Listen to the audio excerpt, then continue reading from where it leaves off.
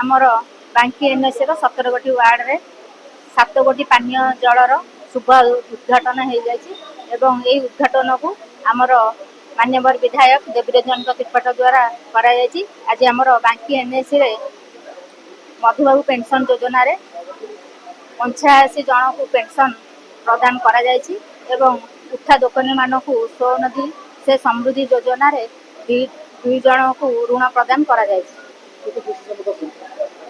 समस्त खुशी अछंती एवं बांकी वासींकर एथिरे मध्य सहयोग रही। आगु हमको सहयोग कले बांकी एनएसी आहुरी आगु को जाय पारे। जो दायित्व विधायक हमको देइथिले काउंसिलर मानको आज धन्यवाद देवी।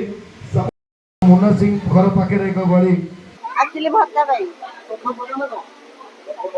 हां भत्ता प्रथम पाइली हां बहुत